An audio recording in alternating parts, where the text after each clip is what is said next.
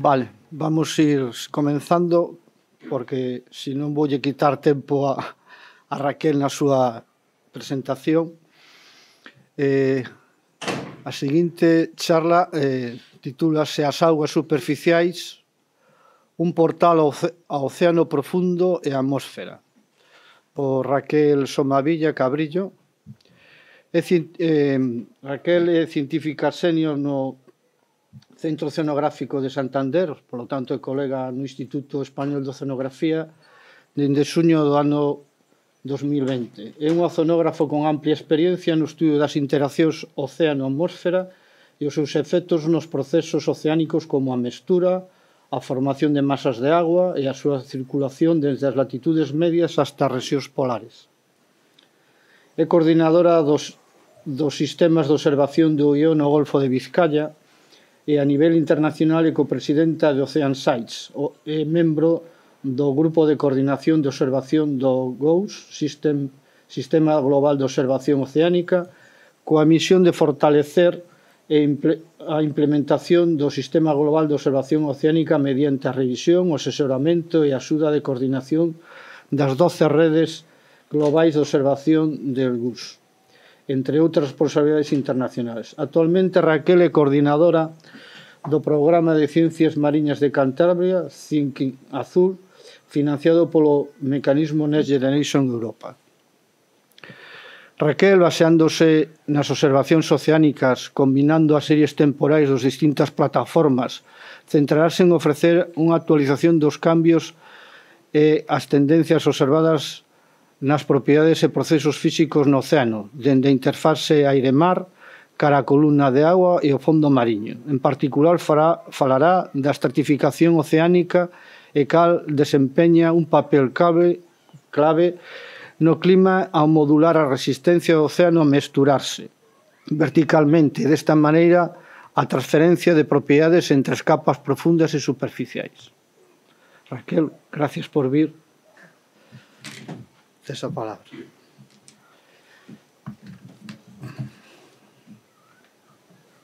Bueno, pues nada, lo primero de todo, daros las gracias a vosotros, a los organizadores de estas jornadas, por invitarme a poder participar en ellas. Como os estaba diciendo ahora, pues como decía antes un poco Emma, yo también siento esa presión, ¿no?, de lo que ha habido anteriormente, y por supuesto también a los asistentes, así que muchas gracias. Como ha dicho Fit, no sé si habéis tenido oportunidad de leer el que es el resumen de esta charla, que se titula Las aguas superficiales, un portal del océano profundo a la atmósfera. Me gustaría comenzar realizando una breve presentación de lo que es el sistema de observación global de los océanos y por qué este sistema es necesario, ¿vale? Entonces, para eso me gustaría recalcar que, aunque solamente aparece mi nombre en esa presentación, este sistema global de observación de los océanos al final resulta de la contribución completamente altruista de un montón de investigadores, de instituciones, de naciones que trabajan en poner los datos con una calidad conocida, en acceso abierto, para que cualquier ciudadano con acceso a Internet tenga acceso a esos datos, de manera que no solamente soy yo, sino que hay muchísimos científicos, tanto en España como fuera de España, que contribuyen a este sistema. Entonces, pues nada, esto ya lo hemos ido viendo a lo largo de las presentaciones que han hecho Emma y Alberto, y seguro que ha salido ayer. ¿Por qué este sistema de observación es necesario? Bueno, pues porque creo que todas las generaciones nacidas después de la llegada del hombre a la Luna, a través de este tipo de imágenes sabemos que vivimos en un planeta azul, ¿no? Y vivimos en un planeta azul porque, como ya ha contado Emma, está cubierto más del 70% de la superficie por agua, pero no solamente es una gran superficie la que ocupa, es un gran volumen, porque la profundidad media del océano es de 4.000 metros, y ese gran volumen, unido a su inercia térmica, que es 4.000 veces mayor que la del aire, hace que el océano acumule más del 90% de la energía que tenemos en el sistema climático terrestre. Por eso las calefacciones de nuestras casas tienen agua en su interior y no aire, por esta capacidad tan grande que tiene de almacenar calor. El dominio del océano sobre la atmósfera es todavía mayor si hablamos de su contenido en agua, de manera que el océano juega un papel también súper importante en lo referente al ciclo hidrológico. No solo almacena y redistribuye grandes cantidades de calor, como ya hemos visto en las presentaciones anteriores, sino que lo que ya ha contado Emma, y yo vuelvo a recalcar, el océano contiene 50 veces más carbono que la atmósfera y absorbe activamente alrededor del 30%. En actualización de los datos de Emma, en torno a un 25% del dióxido de carbono.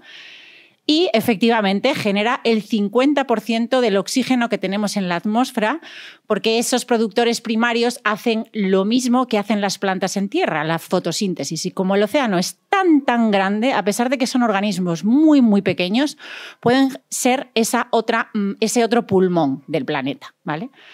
De manera que por todos estos motivos, pues el océano es determinante en muchísimas actividades humanas, incluida nuestra capacidad de adaptación al cambio climático, la acuicultura, la pesca, el transporte marítimo, la industria en alta mar, entre otras. Por eso, reforzar las observaciones oceánicas y la coordinación entre los distintos sistemas de observación son claves para mejorar el conocimiento de los impactos acumulativos del cambio climático, no solo en el entorno marino, sino para nuestra seguridad y bienestar. Dicho en otras palabras, dándole la vuelta, mejorar el conocimiento de los impactos acumulativos del cambio climático, el desarrollo, la contaminación y la sobrepesca sobre nuestro medio ambiente marino, nuestra seguridad y bienestar requiere más observaciones de los océanos y la coordinación entre todas estas observaciones.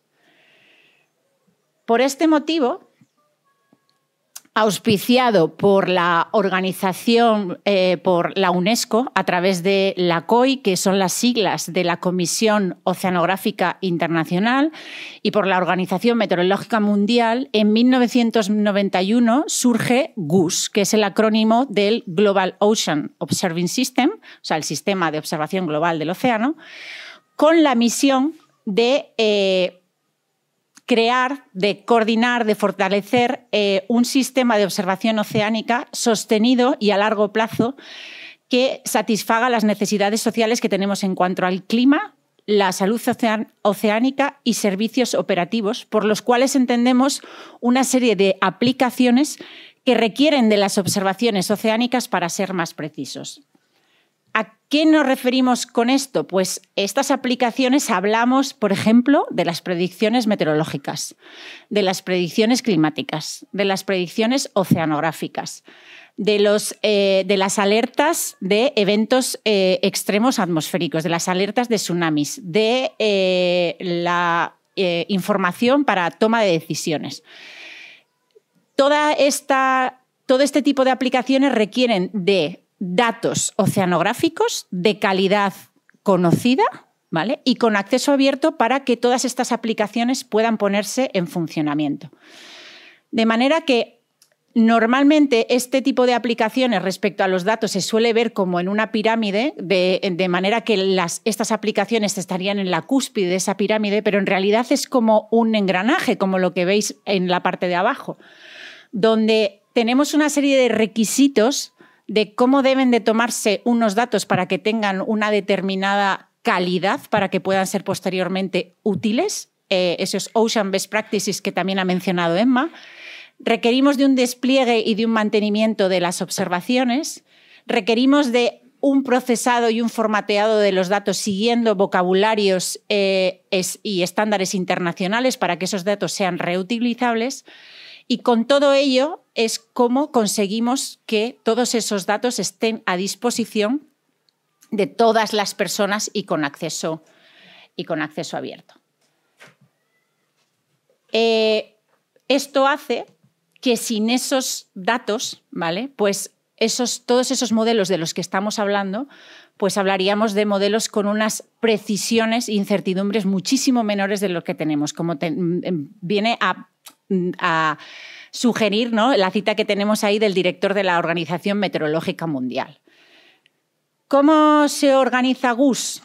Pues GOOS se organiza en torno a una serie de redes de observación que la mayoría de ellas se organizan en torno a plataformas de observación, es decir, Ocean Gliders es la red que coordina las observaciones desde gliders, GLOS es la red que coordina las observaciones de mareógrafos que miden el nivel del mar, Argo mide las observaciones desde boyas Argo, Anibos, que lo tenéis ahí, que es un mamífero marino y que ha puesto antes Alberto en la presentación, coordina las observaciones que se obtienen a través de la utilización, entre comillas, de mamíferos marinos.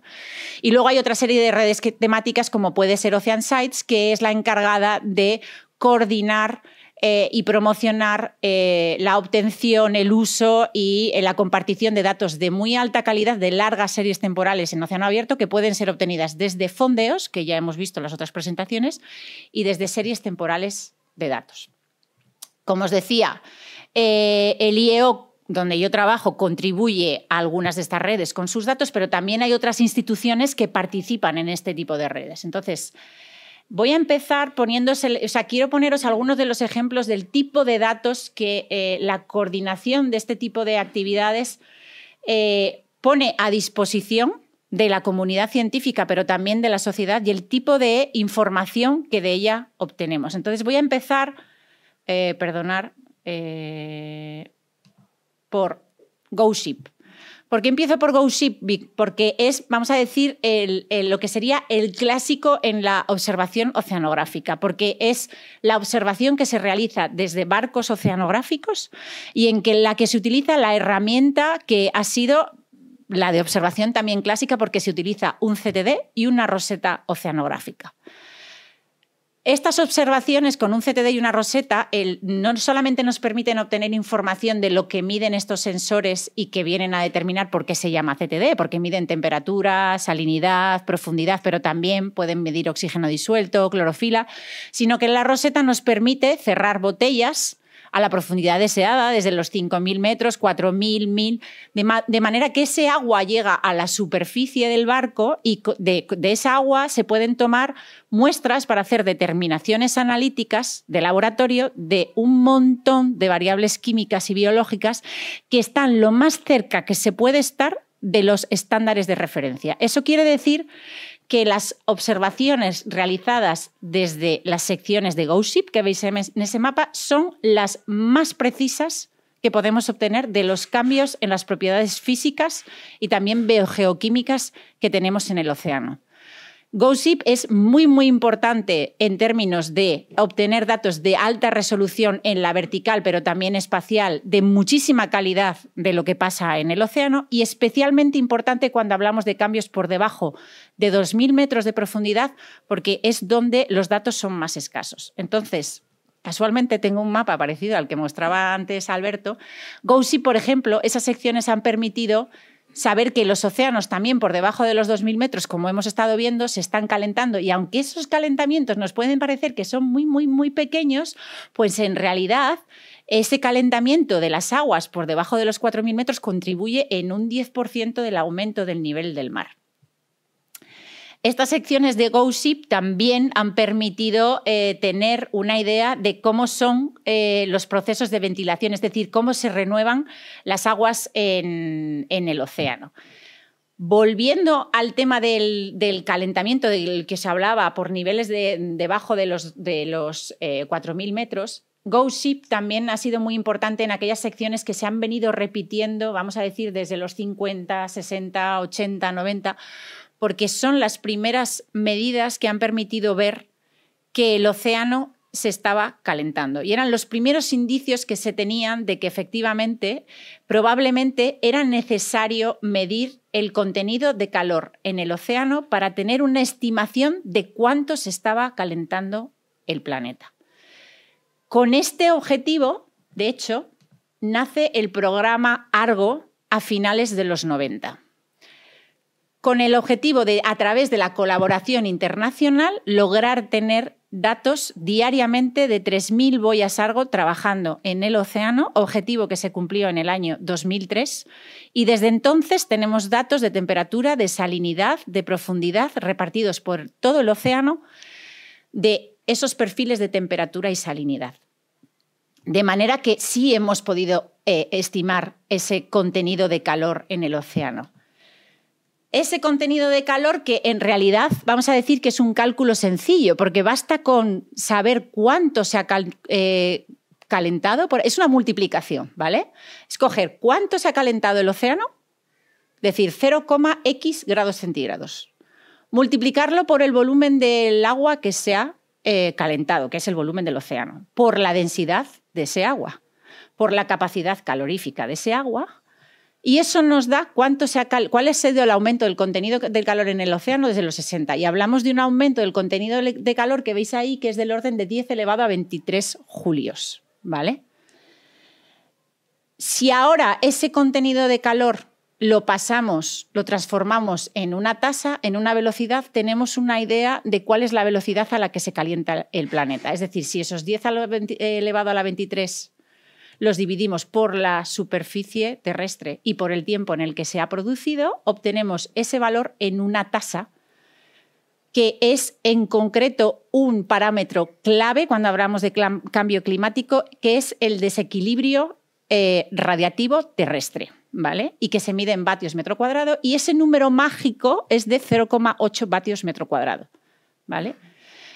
Ese desequilibrio que se produce por el hecho de que, debido a que tenemos gases de efecto invernadero en la atmósfera, no toda la radiación que recibimos del Sol deja de vuelta la atmósfera hacia el espacio, y entonces nuestro sistema se calienta. Y se calienta a esa velocidad, a 0,8 vatios por metro cuadrado.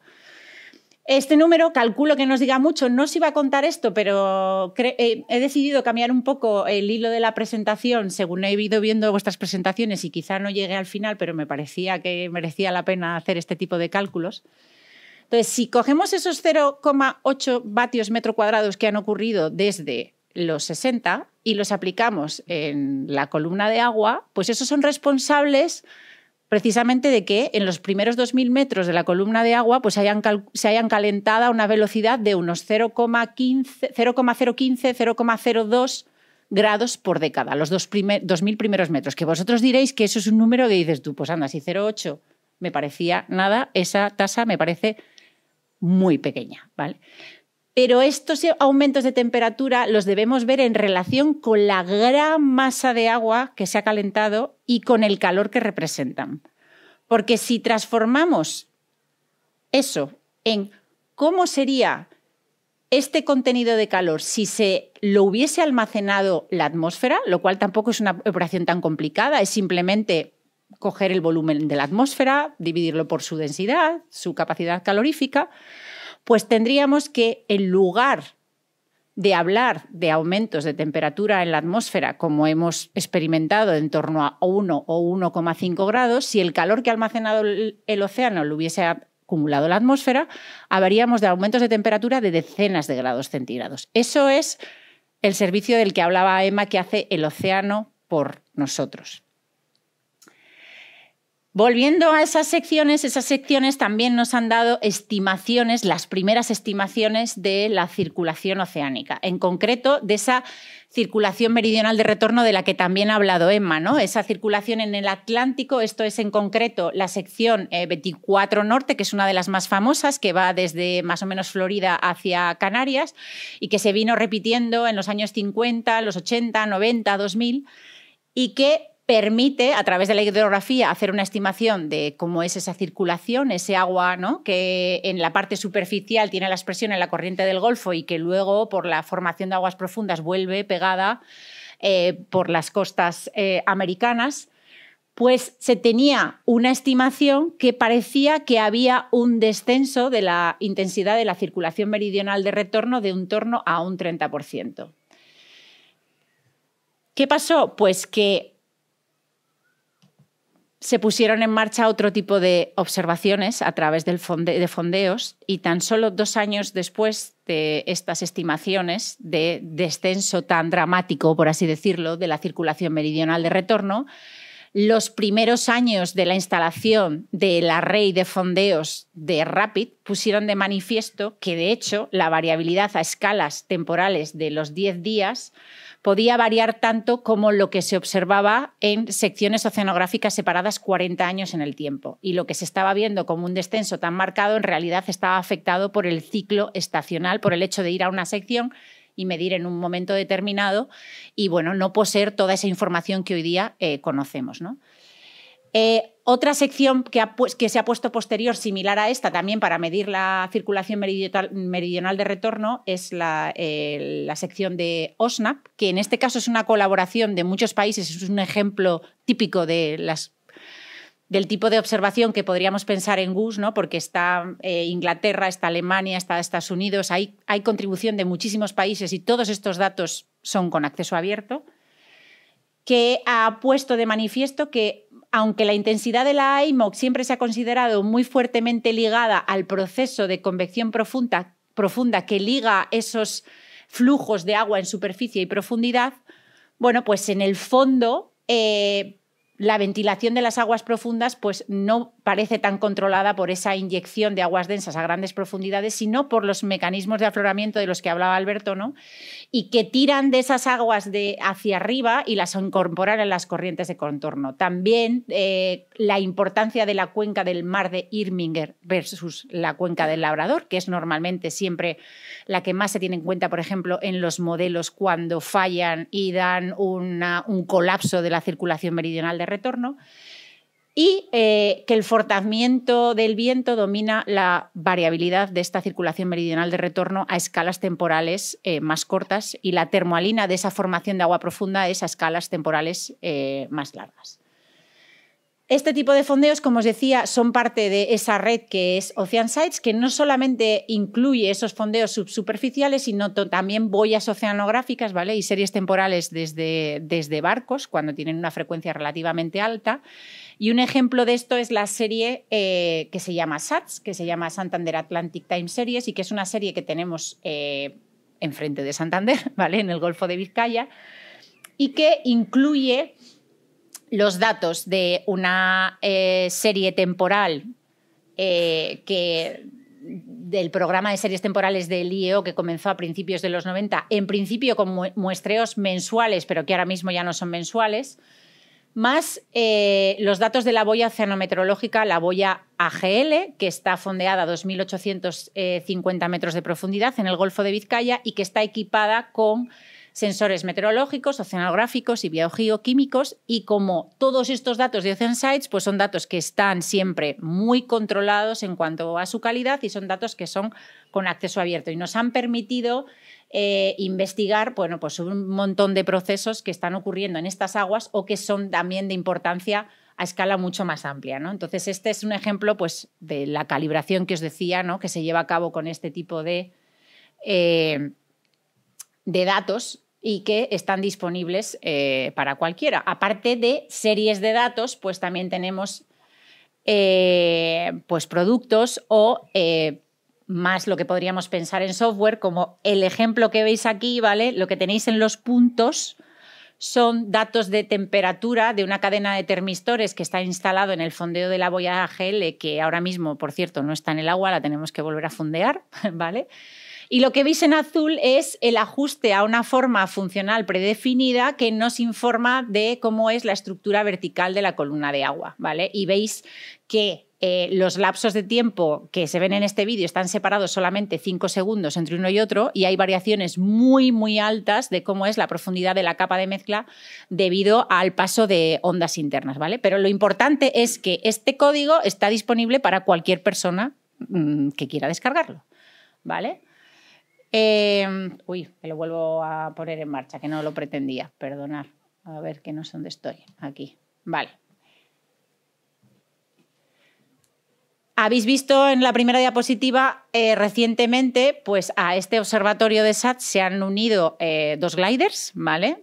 Y los gliders se adquirieron el año pasado, ya han hecho sus 3 primeras misiones y como el resto de datos de SATS, en ese espíritu que os decía antes del sistema global de observación, en ese esfuerzo que hacemos, estos datos también ya están disponibles, ¿vale? Los datos que llegan del glider en tiempo real llegan al servidor de IFREMER y cualquier persona con conexión a Internet se puede descargar los datos del glider. Bueno, con todos estos datos quiero ahora contaros un poco cuál es la situación de las aguas que rodean la península ibérica, empezando desde la superficie, ¿no? Y yendo poco a poco cada vez a más profundidad y contándose ese rol, ¿no?, de la estratificación oceánica y de los cambios en la mezcla y en la ventilación para la conexión entre las distintas masas de agua. Entonces, ¿qué sabemos de estos cambios en la península ibérica? Bueno, pues empezar diciendo que, en fin, simplemente puedo leer, que todas las aguas oceánicas que rodean la península ibérica y los archipiélagos pues se están calentando más rápido que el promedio mundial. O sea, casi bueno, veis que la tasa promedio de calentamiento es de 0,25 grados por década, lo que supone que es 67% más rápido que el promedio del resto de los océanos. En principio parece que las zonas de afloramiento podrían ser un reducto del calentamiento global, aunque por los datos que has presentado, Emma, antes parece ser que no, que en las rías no sería esa situación, aunque no sé muy bien cómo encajan estas dos medidas. Es verdad que este calentamiento, como veis en el mapa, no es ni homogéneo en el espacio, pero tampoco lo es en el tiempo. Quiero decir, las tasas, las velocidades, no han sido las mismas hasta mediados de los 2010 que del 2010 en adelante o hasta, vamos a decir, mediados del 2005. Hasta mediados de los 2005 la tasa era más rápida, ha habido una década en que las tasas han bajado de velocidad, ¿vale? Pasaron de 0,35 más o menos a 0,20 y desde mediados de los 2010 en adelante están volviendo de nuevo a acelerar. Esto mismo se ve que los cambios se extienden en profundidad. Esta serie, por ejemplo, que veis ahí, es una serie de la que obtenemos de esa serie temporal que tenemos en Santander, donde vemos que a niveles intermedios de la columna de agua lo que domina es la variabilidad decadal. No podemos hablar de una tendencia ahora mismo. Ahí ha habido unos cambios muy pronunciados a mediados de los 2005, esa situación se ha mantenido una década y a partir de ahí la temperatura y la salinidad han vuelto a descender de nuevo, ¿vale? La relación entre estas dos capas, como os decía, viene dada por esos mecanismos de mezcla y de ventilación que hacen que no solamente haya conexión local, sino que desde lugares donde hay zonas de formación de aguas intermedias o profundas, esas aguas, ¿vale?, se mueven en niveles de densidad donde están estables. Esto quiere decir que las aguas que tienen por encima son más ligeras y las aguas que están por debajo son más densas, ¿vale? De manera que esas son las que ventilan las aguas que tenemos por debajo. Entonces, esos niveles que estamos viendo en la parte inferior, en el subplot inferior, es el nivel del agua central del noreste atlántico, ¿vale?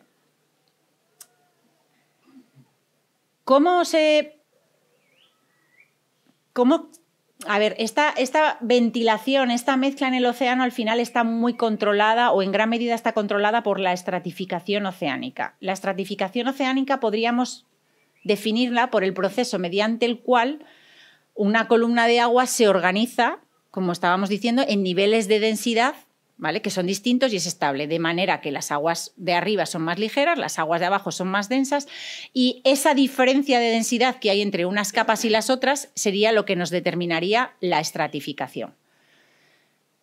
¿Qué sabemos de la estratificación del océano? Bueno, pues normalmente tendemos a pensar en un esquema un poco basado en el ciclo estacional, que pensamos que a medida que la radiación solar aumenta y la temperatura superficial aumenta, tenemos una capa que empieza a estratificarse, la veis ahí, una estratificación incipiente, la estratificación aumenta y esto coincide con capas de mezcla muy someras. Y lo contrario ocurre hacia el otoño-invierno, es decir, cuando en otoño llega un momento que la radiación solar disminuye y el océano empieza a ceder calor, la temperatura superficial disminuye, la estratificación disminuye y las capas de mezcla se hacen más profundas.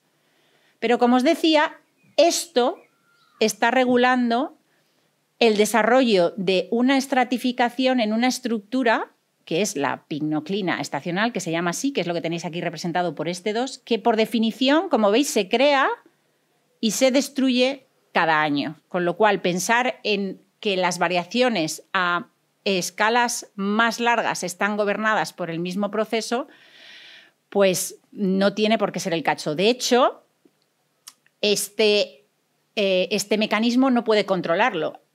En realidad es la estratificación que está en niveles inferiores, en lo que se conoce como termoclina o pignoclina permanente, que se ventila a través de esa circulación que hemos comentado, que llega desde las zonas remotas donde se forman esas aguas que vienen en profundidad, ¿vale? Y son las que mantienen esa estratificación en profundidad del océano, porque sin esta estratificación permanente lo que pasaría es que el océano cada vez se iría mezclando más y más y más y se acabaría mezclando desde la superficie hasta el fondo. ¿Qué hemos visto respecto a esto en lo que es nuestras aguas? Bueno, pues hemos visto que efectivamente, antes hemos hablado de que la década de los 2005 al 2010 fueron más frías, pues hemos visto que a pesar de que teníamos un calentamiento también en la superficie, pues las capas de mezclas no se hicieron más someras, sino que profundizaron. Pero esto, bueno, ha cesado y desde más o menos mediados de los 2010 vemos que las capas de mezcla se han hecho más someras, ¿vale? Y esto coincide con un periodo en el que la estratificación de la pignoclina permanente, que es este parámetro que aquí estamos llamando B3 y que veis aquí, se ha hecho progresivamente más fuerte, ¿vale? Esto tiene relación con las propiedades que hemos visto antes de las aguas centrales, ¿vale? Lo que pasó es que a mediados durante esa época, de los 2005 a los 2010, hubo cambios muy, muy importantes en esas aguas centrales. Se hicieron más densas, se hicieron más saladas, se hicieron más cálidas. Y esa densificación de las aguas centrales hizo que puntualmente pudieran revertir el flujo normal de circulación de esas aguas hacia el sur. Pero esta inversión ha durado solamente una década, ¿vale? A partir de mediados de los 2010, se ha empezado a ver la llegada de aguas mucho más dulces procedentes del giro subpolar que ya han llegado a nuestra zona, de manera que progresivamente hemos ido viendo cómo ha habido un enfriamiento y un aumento del contenido de agua dulce en esas aguas. ¿Qué pasa? Ahora voy a hacer un esquema aquí con mis brazos porque no tengo pizarra, ¿vale? Entonces, tenemos la estratificación en la pignoclina permanente, ¿vale? Y tenemos ese agua dulce que hemos visto, que es lo que tenéis aquí, ¿vale? Esta disminución de salinidad en el núcleo del agua central, que está a unos 350 metros de profundidad. Y la pignoclina permanente la podemos encontrar entre los 300 y los 800 metros, más o menos. Entonces, imaginaros que es esta recta. Si yo aquí pongo agua más dulce, ¿vale? Estoy poniendo aquí aguas más ligeras. Si mi estratificación va a venir dada por la diferencia que tengo entre el agua dulce, o sea, entre la densidad de aquí, y yo pongo aguas más dulces aquí, mi estratificación va a hacer esto, ¿vale? Entonces, ¿qué hemos visto? Bueno, pues que efectivamente ese momento en que hemos visto que estas capas de mezcla se están haciendo más someras, ¿vale? Coincidiendo con este aumento de la estratificación, en la pignoclina permanente está asociado a ese aumento del contenido en agua dulce. Es decir, vemos aquí estos colores en torno a verdes azules coincidiendo con el aumento de la estratificación en la columna de agua, ¿vale? Y de esas capas de mezcla más someras. Esto no solamente ocurre a escalas de tiempo más largas, esta estratificación controla también procesos a escalas temporales más cortas, como las que hablaba Emma antes de las olas de calor marino.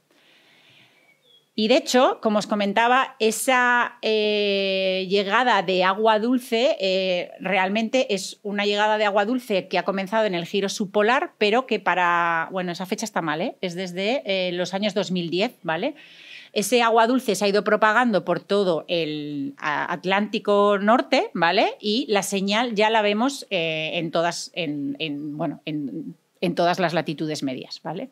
Entonces, esto que veis aquí es un mapa de cómo es la anomalía de salinidad en junio de 2023 respecto a esa década intermedia del 2005, ¿vale? Hasta mediados de los 2010, ¿vale?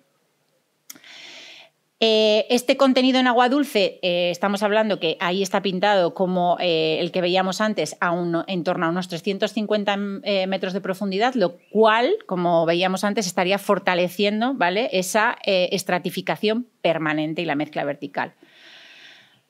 Esta es la señal, ¿vale?, de la ola más de calor más intensa registrada en el noreste atlántico en junio de 2023, ¿vale?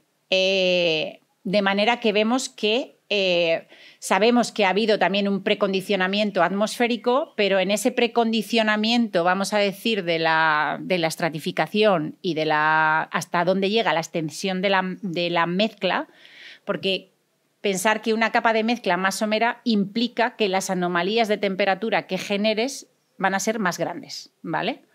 Entonces, vemos que hay una coincidencia espacial muy, muy grande en donde tenemos ese contenido de agua dulce en los niveles intermedios y lo que sería la estratificación de permanente de la columna de agua y esa señal de esa anomalía, de esa ola, ahora no me sale, ola de calor tan intensa registrada en junio de 2023. Vale. Pensaba que no me iba a dar tiempo, pero sí me va a dar tiempo de profundizar en esto. Entonces, yo os he presentado estos cambios en la pignoclina permanente del océano y he querido contaros un poquito más de este trabajo porque aunque lo hemos contado como si fuese algo con lo que contamos, es verdad que en realidad no sabemos tanto de cuál es la variabilidad de la estratificación de la pignoclina permanente en el océano. ¿Por qué? Pues porque en realidad los cambios en la estratificación basados en observaciones no se han tenido muy en cuenta hasta hace relativamente poco. Se asumía que lo que daban los modelos climáticos, que aumentaba la temperatura, por tanto aumentaba la estratificación, por tanto disminuía la mezcla, era lo que pasaba en todo el océano y no había discusión sobre el tema. Entonces, las observaciones no se estaba mirando mucho. Cuando se han mirado las observaciones se ha visto que la temperatura aumenta, que en algunos casos la estratificación aumenta, pero que los océanos las capas de mezcla no se están haciendo más someras, o sea, están haciéndose incluso más profundas en muchos lugares, ¿vale? Pero es verdad que cuando se ha mirado la estratificación se ha centrado en las capas más superficiales, ¿vale? En esa parte que estábamos viendo antes, que en realidad lo que está representando y midiendo es la estratificación de la pignoclina estacional, ¿vale? Que hemos visto antes que en realidad es algo que se crea y se destruye, ¿vale? Entonces, en este trabajo, hemos intentado hacer una estimación de cuál es la variabilidad de la estratificación del océano desde la superficie hasta niveles más profundos, incluyendo la estratificación en la pignoclina permanente. Porque da un poco la sensación de que permanente quizá, no sé si confundido o en algún momento nos ha despistado en el hecho de que puede no variar. Y esto lo hemos basado en muchos casos, o se ha basado en muchos casos en la inspección visual de cómo vemos las secciones oceanográficas o los perfiles verticales en el océano, ¿vale? De manera que visualmente, si comparamos estas dos secciones, pues están separadas 2 décadas, ¿vale? Podríamos pensar que la inclinación de las isopignas en estas dos secciones, bien por debajo de la capa de mezcla, pues podríamos considerarlas similares. Y lo mismo pensaríamos de la inclinación, ¿vale?, de estos perfiles en esta zona recta, ¿vale?, del perfil que está por debajo de la pignoclina estacional y de la capa de mezcla, y es esta recta la que representa realmente la pignoclina permanente, ¿vale? Entonces pensaríamos que la pendiente de estos es distinta en estas dos localizaciones del Atlántico Norte, esta es distinta que esta, pero pensaríamos probablemente que es la misma para todos los perfiles que tenemos aquí y para todos los perfiles que tenemos aquí.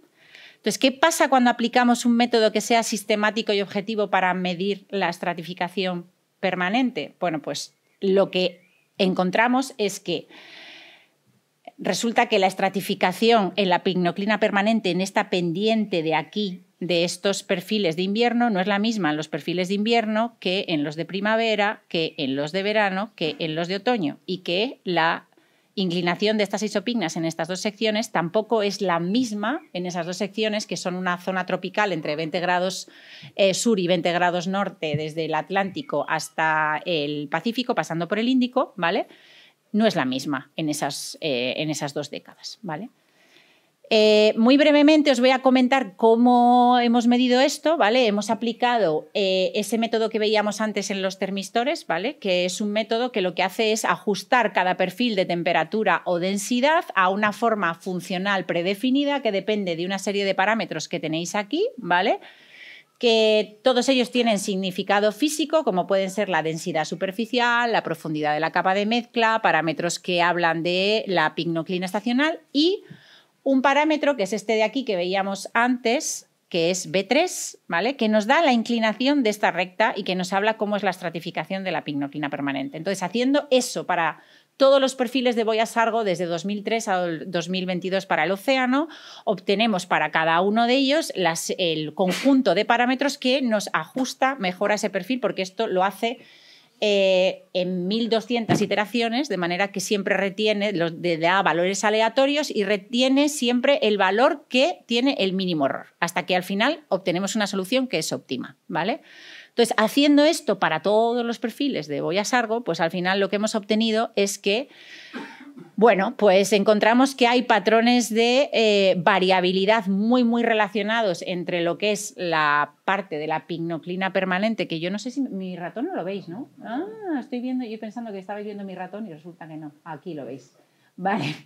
La pignoclina permanente, ¿vale? Y lo que vendría a ser la profundidad de la capa de mezcla, ¿vale? No solamente en las diferencias entre latitudes altas y bajas, sino en zonas donde es particularmente profunda la capa de mezcla, como es la corriente circumpolar antártica, el giro subpolar, pero también vemos la expresión, bueno, pues de los giros subtropicales, de las zonas de afloramiento, ¿vale? Y esta variabilidad no solamente existe en el espacio, sino que también existe en el tiempo. Si vemos esto, uy, ahora como me cambio de pantalla, vale, ¿veis? Lo estamos viendo en una serie de mapas sucesivos de los distintos meses, pues vemos que tanto la profundidad de la capa de mezcla, que ya lo sabíamos, como la inclinación de esa pignoclina permanente también lo varía a lo largo del año, ¿vale? Esto mismo lo podemos ver al final en puntos fijos. Ahí tenéis una serie de puntos en distintas localizaciones del océano, donde en la parte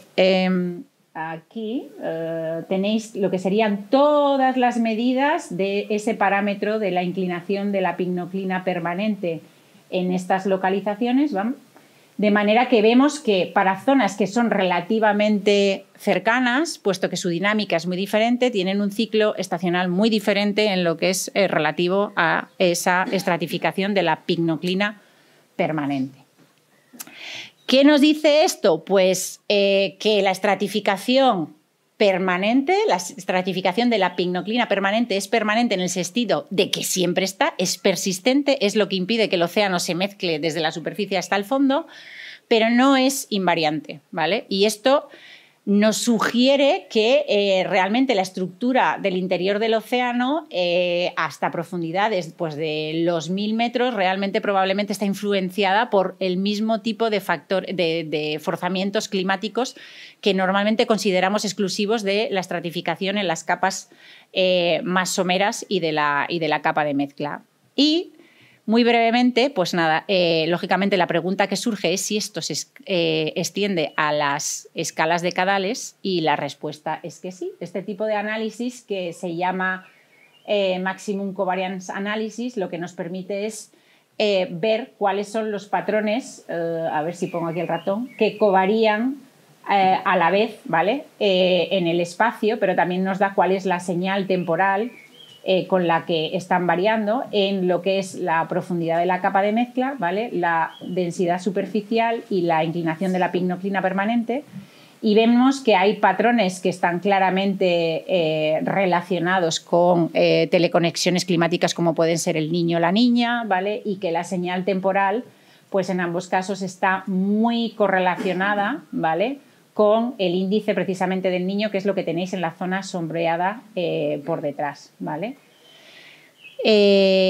y que esto pues, se extiende a las latitudes también más altas. Repitiendo este análisis solamente para los meses de invierno, pues lo que se observa es que aparecen patrones pues, típicos del Océano Sur, como puede ser el SAM, como puede ser la NAO, ¿vale? Que yo supongo que los estudiantes están familiarizados con este tipo de teleconexiones.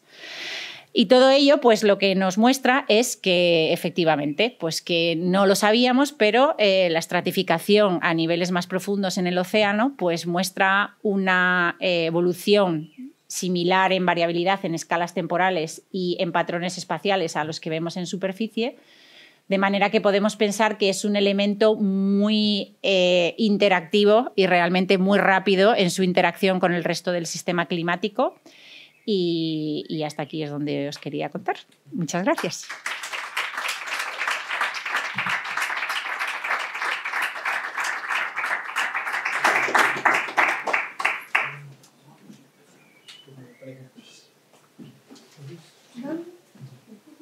¿Nos sentamos? Sí, como allí, ¿no? ¿Dónde nos ponemos? ¿Así? ¿Cómo estamos? Vale.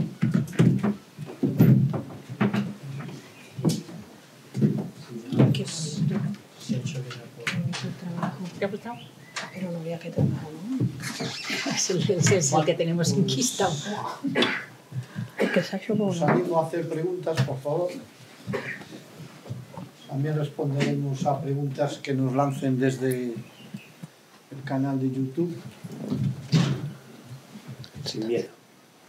O con miedo, da igual. Hacerla.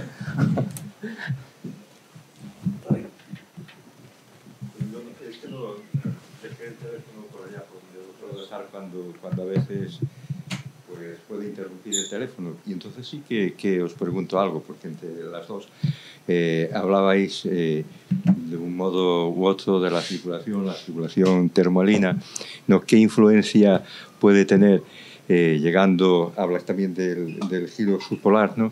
¿Qué influencia puede tener en nuestras aguas, en esta esquina, no, cuando hay una, hay una pérdida de hielo en el Polo Norte? Estamos hablando que somos en el hemisferio norte, ¿no?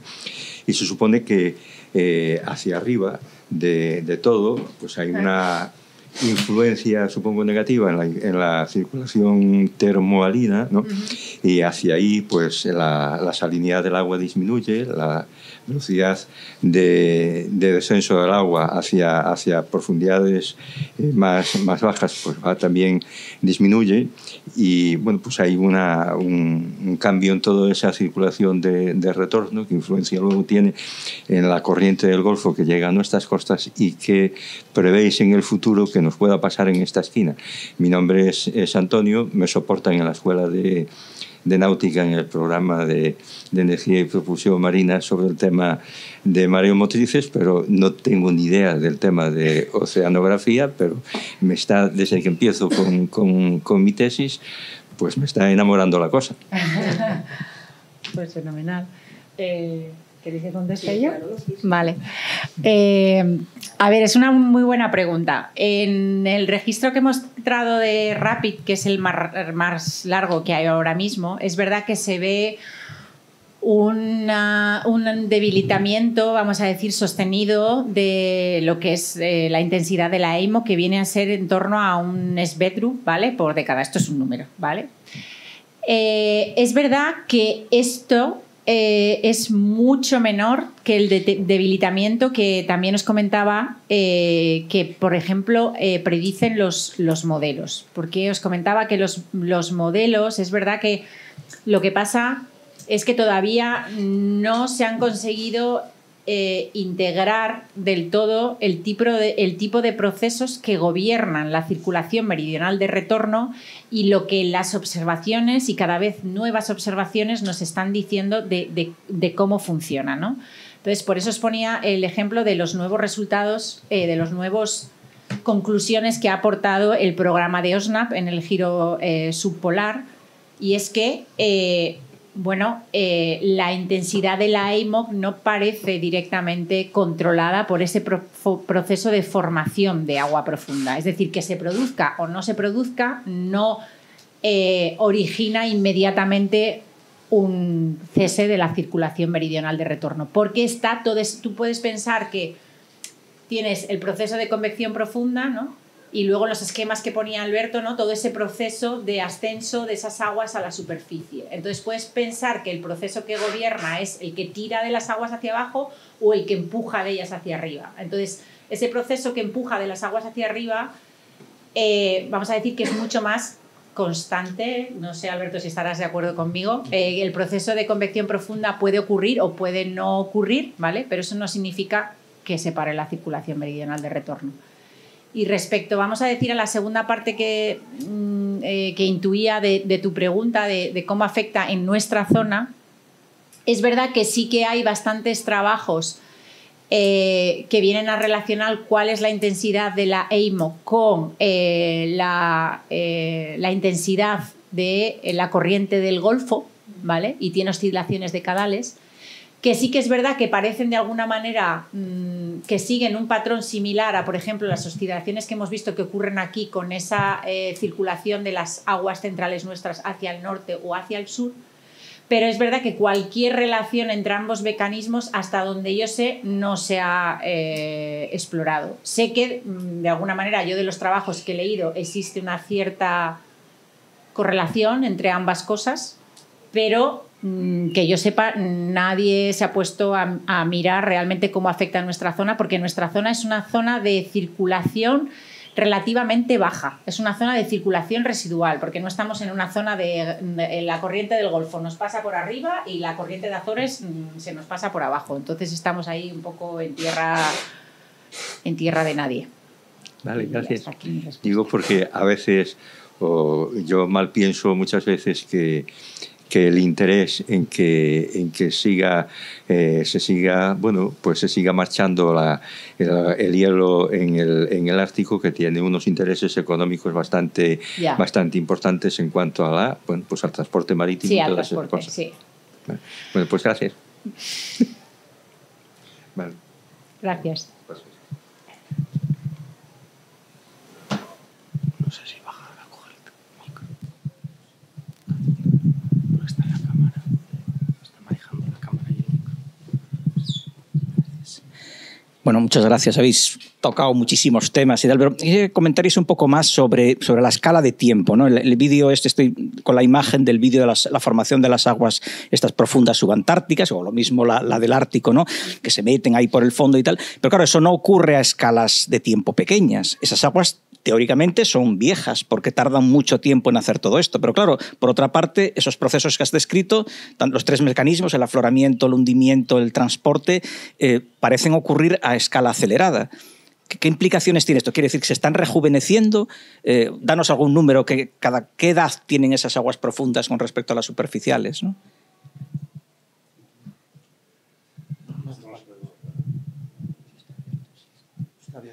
Sí, muy buena pregunta.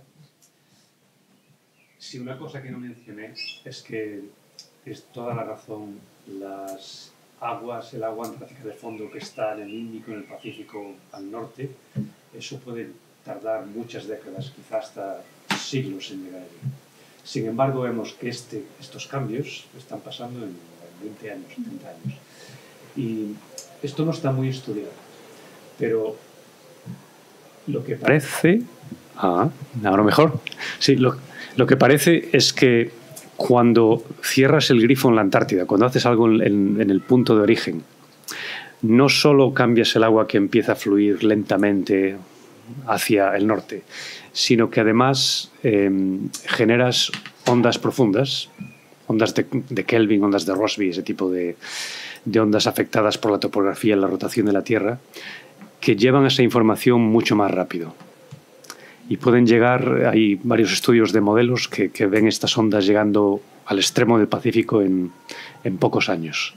Entonces es posible, esto creo que es un área de investigación activa, pero es posible que lo que estemos viendo es como el frente de la información, ¿no? Como cuando haces que detone una bomba y primero te llega la onda expansiva, luego el sonido, no sé qué.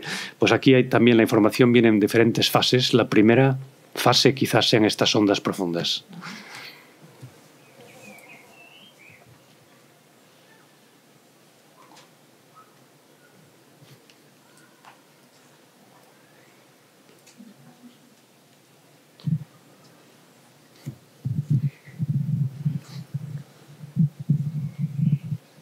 Bueno, a ver, la gente joven. Eso, movilízalos. A ver, ¿hay alguno aquí haciendo la tesis doctoral?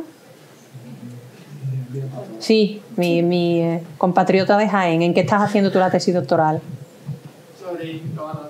¿Perdón? De microalgas. Ah, de microalgas. ¿Y qué estás explorando? Estoy estudiando de cómo las microalgas son capaces de retirar contaminantes del medio, tanto dulce como marino. ¿Y qué tipo de contaminantes?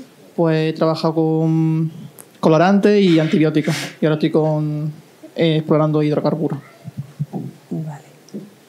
¿Y tú piensas dedicarte a la investigación en el futuro? O... Sí, realmente me gustaría dejar un poco mi huella, por así decirlo, en mi labor científica relacionada con el mar. Vale. El resto de los que estáis aquí, que imagino que estáis haciendo el máster, ¿no? Vale. ¿No? Pues bueno, da igual, habéis venido también por altruismo. ¿Qué opináis de las charlas que hemos impartido? Venga, mojaros.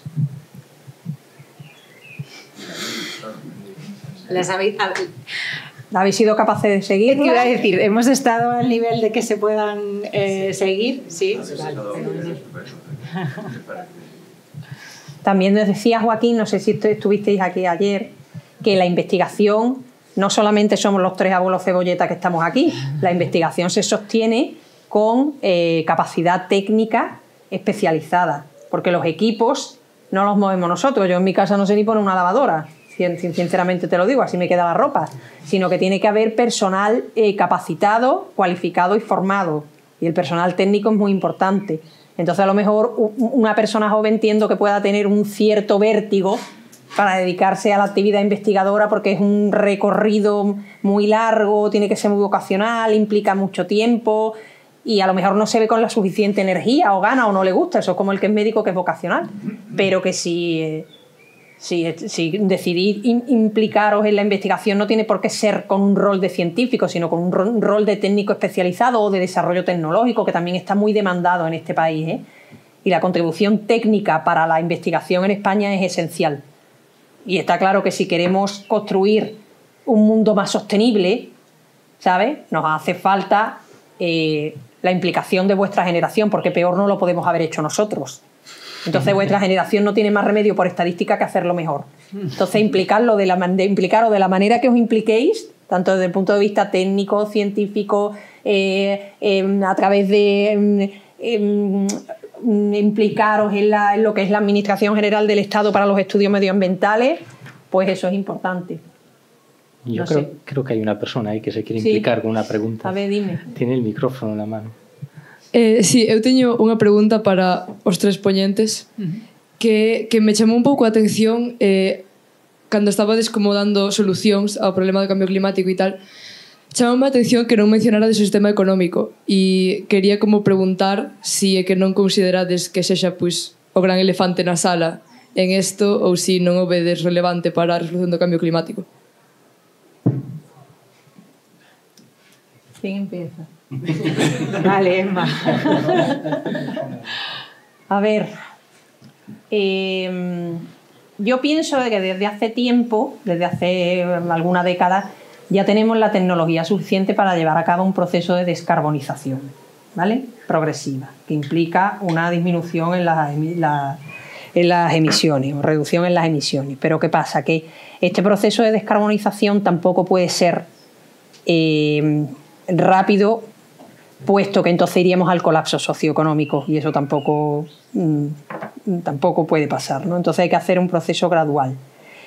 ¿Qué ocurre? Que también hay muchos lobbies, hay muchas economías por detrás, hay muchos intereses económicos, entonces eso también está ralentizando un poco esta transición, ¿no? Hacia energías renovables y todo esto, pero inevitablemente vamos a tener que llegar a esa economía mantenida a través de modelos socioeconómicos sostenibles y energías renovables.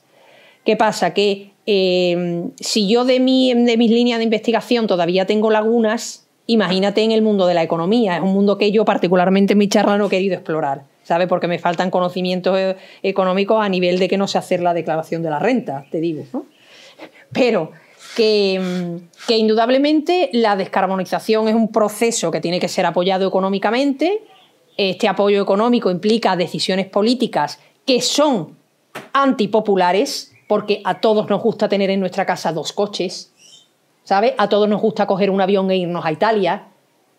Entonces, el primer sacrificio, por decirlo de alguna manera, o la primera evolución hacia otro tipo de sistema tiene que partir de nosotros. Está claro que las administraciones nos tienen que ofrecer alternativas, ¿vale? No coges coche, pero coges transporte público que se mueve con energía renovable. Es decir, esto es un mundo imbrincando todos los esfuerzos. Pero indudablemente sí, la parte económica es indispensable y es lo que tenemos que tratar de convencer a los que establecen las políticas. Sí, moi boa pregunta. Creo que puxeches o dedo na chaga precisamente, porque agora mesmo creo que o cambio climático, o derreter o cambio climático é un problema xeopolítico. Non creo, polo que entendo, que a Rusia non lle interesa. China non sei. Aí, sabes, o que está a pasar en Estados Unidos agora, hai unha reacción a estes temas de descarbonizar porque hai medo de perder competitividade con respecto a China. Entón é moi difícil afectar este proceso, pero Emma ten razón que en algún momento vai pasar, porque non queda máis remedio. O petróleo non vai durar para sempre. Creo que por o que temos que pelexar é porque pase antes de que sexe totalmente irremediable, non? Eu antes quería poñer esa nota de optimismo que non todo está perdido, imos vivir nun mundo distinto, pero o planeta está totalmente ben. O que pode estar en problema somos nós. O planeta non hai perigo. O planeta estivo 12 graus máis quente hai tempo e non pasou nada, a vida seguiu. Estivo 20 graus máis frío, a vida seguiu. O problema é como vivir dentro dunha serie de parámetros climáticos no que as sociedades humanas poden prosperar. Pero agora mesmo temos estas cosas xeopolíticas aí que non sei como... Sí que se están realizando estudios, pero del impacto económico del cambio climático, porque no hemos hablado, por ejemplo, sí, creo que Raquel lo ha mencionado, pero sucintamente del incremento del nivel del mar. El incremento del nivel del mar se va a llevar toda la costa americana de aquí a 2100. En España también existen mapas de riesgo, ¿sabe?, del incremento del nivel del mar. También se están produciendo, no relacionados directamente con el océano, pero las migraciones climáticas. Hay zonas ya del planeta, de África, de Asia, donde no se puede... las temperaturas que se alcanzan no son casi compatibles con la vida. Entonces se está produciendo este fenómeno de refugiados climáticos. Entonces está claro que esto implica unas pérdidas económicas brutales. Pero, evidentemente, aquí estamos en el juego de geopolítica y yo ¿por qué lo voy a hacer primero si no lo hace el otro país? Porque voy a perder competitividad, etcétera, etcétera. De hecho ahora que os comentaba antes, Emma, vamos a decir, las potenciales, de alguna manera, salidas laborales, ¿no? Es verdad que el tema de el impacto económico del cambio climático y la investigación en esa línea es algo que, bueno, pues que se hace cada vez más, porque el impacto del cambio climático a día de hoy ya se sabe cuál es. También hay muchos estudios que lógicamente indican que no hacer nada económicamente es muchísimo más costoso. Es decir, si ahora puedes implicar ya veis que nos encantan los números, una disminución del Producto Interior Bruto de un país en torno al 3,5%, si no haces nada, en 10 años va a ser del 8%. Tomando medidas, pues será bastante menos. Y claro, pues esto al final son los números con los que tienen que contar las economías. Pero es verdad que... a ver, yo creo que por un lado, cuando tenemos la oportunidad de poder dar este tipo de charlas, desde luego que hay que dejar, obviamente, un mensaje no catastrofista, porque los datos son los datos y los datos dicen lo que hay y no mienten, y esa es la situación, pero eso no significa que no se pueda hacer nada. Ahora bien, las soluciones no solamente recaen del lado del ciudadano, las soluciones también recaen por parte directamente de las administraciones. sean de tipo menos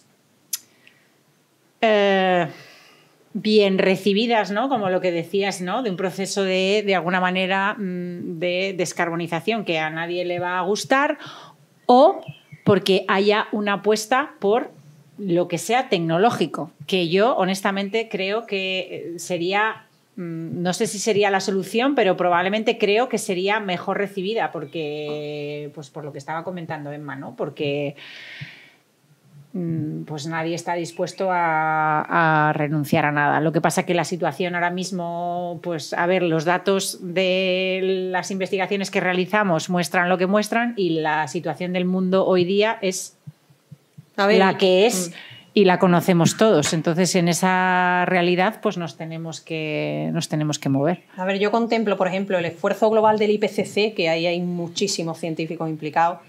Nosotros evidenciamos lo que hay. Y ahora hay que sentar a los gobernantes y decir, decide qué planeta quieres. Yo te estoy diciendo lo que va a pasar aquí, aquí, aquí y así. Y te lo estoy diciendo porque la ciencia no miente. Pero tú eres el que tiene que decidir qué planeta quieres. Entonces yo ahí no tengo la solución. Y es muy antipopular medidas que hay que aportar y que hay que adoptar, y que están en contra del interés económico de muchos sectores de la población. Hemos estado hablando del océano, pero, por ejemplo, no hemos hablado de las emisiones de metano. Para reducir las emisiones de metano hay que reducir la actividad de muchos sectores económicos que mantienen un país, por ejemplo. Entonces, que todo está interconectado. Entonces, tú dices lo que va a pasar y le corresponde a los gobernantes, primero, establecer un proceso de educación social para explicar qué medida antipopular se va a tomar, pero que a largo plazo es más beneficiosa. Y por otra parte, tenemos que hacer como sociedad ese proceso de adaptación hacia un sistema diferente del que hemos disfrutado hasta ahora. Porque nos vendieron la panacea de la globalización y del estado de bienestar, y eso ha sido una falacia. Pero yo me la creí cuando tenía vuestra edad. De que la globalización era buena, que la internet era buena, ¿sabes? Y no ha sido así. Entonces, este es el esfuerzo global de todos, pero que actualmente la coyuntura mundial no está muy a favor de que se produzca verdaderamente un cambio de giro, un giro de timón en estos momentos. No, porque además es muy complicado porque aunque la parte científica siempre intenta hablar, ¿no?, desde un punto de vista neutral, es verdad que es un mensaje que de alguna manera está muy politizado, lamentablemente, y entonces esto no ayuda, porque, bueno, parece que ocurre o no ocurre. Y también otra perspectiva que no estamos teniendo en cuenta. A mí me dijo uno de los mejores catedráticos de ecología que ha habido en este país hace 30 años que es muy fácil ser ecologista con la barriga llena. Entonces tú vete a explicar esto a determinadas zonas de América Latina o a Filipinas, donde he estado yo, donde la mitad de la población pues está todavía a verlas venir. Y donde no es que no tengan coche, es que diariamente se están preocupando de a ver cómo llegan a fin de mes. Entonces, claro, se le está pidiendo un esfuerzo a una serie de países que no están capacitados para realizarlo, en cuestión de reducción de emisiones, me refiero. Entonces, esto tiene que ser o un esfuerzo conjunto a nivel global o no vamos a llegar a los compromisos que queremos para 2050. Ya os lo digo así. Entonces, claro, es mejor adaptarse y no morir, porque es lo que decía Alberto, el planeta no se va a acabar. Ahora, indudablemente, el intermareal que yo tengo en Cádiz, ahora, y que ve mi hijo cuando salimos a bucear, no es el intermareal que veía yo con 20 años. No se parece en nada. Y el que verá a su hijo tampoco se parecerá en nada. Entonces hay que adaptarse para que el cambio sea lo menos brusco posible y podamos seguir disfrutando de un planeta más o menos vivible en extensas regiones, mientras que otras se van deshabitando porque va a ser incompatible con la vida, ¿sabes? Pero o el esfuerzo conjunto o no llegamos. Antes hablabas del tema de la cárcel y intervención primera yo hablas del metano, ¿no? Sí. Y entonces, bueno, pues por ahí va por ahí un poco el tiro, ¿no? Y después también hay otra cosa que sucedió pues hace casi 2 meses y fue el apagón, ¿no? El apagón, si nos ponemos, si lo analizamos desde mi punto de vista técnico, que conoce la red, que conoce el mercado eléctrico, pues es un toque de atención, una llamada de atención de las compañías eléctricas a los gobiernos para que nos sentemos a charlar, ¿no? ¿Qué es lo que ocurre? ¿Queremos energías renovables sí o no? Bueno, pues ahí las tenéis para hoy. Entonces estamos completamente apagados y no se nos fue la mano, ¿no?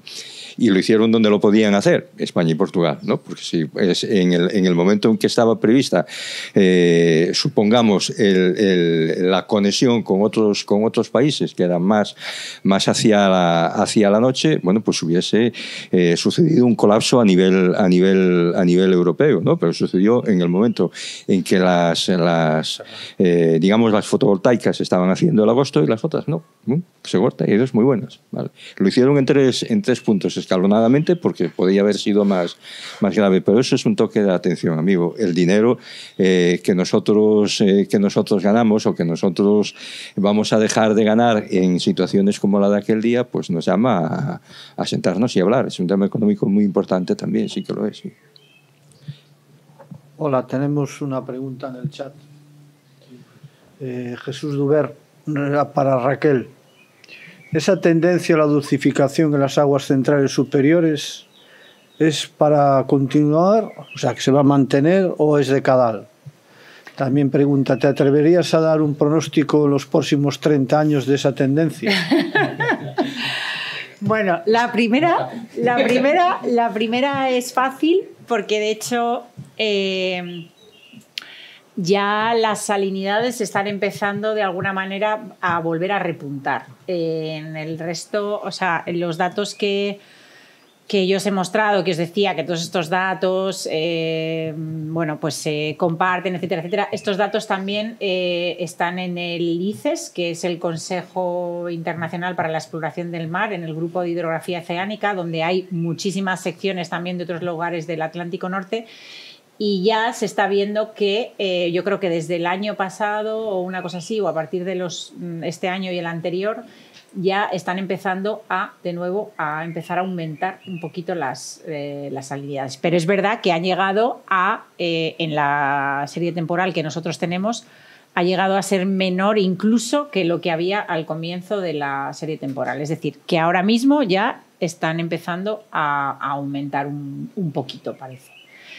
Respecto a los 30 años, pues es una muy buena pregunta, porque en los datos que tenemos históricos parece que esta oscilación en el comportamiento de nuestras aguas centrales no es algo que haya ocurrido exclusivamente ahora, sino que probablemente durante la década de los 60, una cosa así, pues probablemente una situación similar a la década que se vivió entre mediados del 2005 a los 2010 se generó, se formaron aguas muy densas que se incorporaron al flujo de aguas hacia el norte y luego se volvió a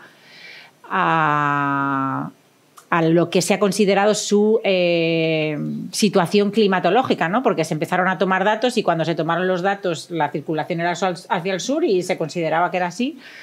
Entonces, por los datos que tenemos, que hemos recopilado históricos de la zona, parece que esta oscilación se ha dado con anterioridad. Lo que no sabemos es si va a mantener esta periodicidad en la oscilación o, pues eso, por lo que hablábamos, por el cambio climático, pues esto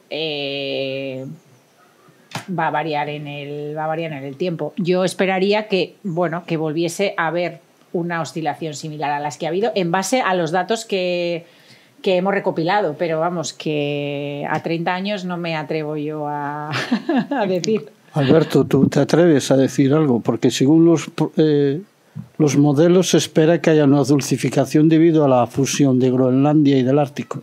Me atrevo a decir que pase lo que pase, va a ser una sorpresa. Porque eso parece que es siempre. Nunca pasa lo que esperamos. También os quiero mandar un mensaje esperanzador en el sentido de que cuando nosotros teníamos vuestra edad, ni siquiera había, por ejemplo, Ministerio de Medio Ambiente, no había determinadas políticas medioambientales que se han implementado en estos últimos 20 años, no había control exhaustivo que hay ahora de la contaminación, no se era consciente del problema de los microplásticos y ahora sí, se está reduciendo precisamente el tema de los microplásticos, entonces sí que se ha avanzado mucho y afortunadamente seguimos avanzando, con lo cual quiero terminar este día de hoy del ciclo avance con una, como decía Jacques Cousteau, que no solamente somos lógicas, ¿vale?, sino que somos seres humanos con fe y esperanza y podemos trabajar. Entonces se ha avanzado mucho en estos últimos 20 años. Pues muchas gracias a los tres por venir, por estas grandes presentaciones. Muchas gracias a los técnicos que nos acompañan, a la persona que nos sirve el catering. Y sobre el punto que creo que causó más debate, que es la economía, supongo que los coordinadores ahí pues tampoco cubrimos muy bien ese ángulo cuando exploramos las posibilidades de las conferencias, pero en nuestro descargo creo que mañana tendréis una sesión de eólica marina que seguro que va a levantar suspicacias también en esta batalla entre qué haces para combatir el cambio climático, pero a la vez puedes estar dañando otros sectores de la economía. Claro. Y creo que fue a lo que nos ceñimos, aunque habría más cosas como Blue Growth o otras muchas. Y no sé, a Inma le diría que si haces ciencia te harán caso. Yo lo pondría en si haces ciencia te harán más caso. Y con eso nos vemos mañana. Muchas gracias. Gracias por venir.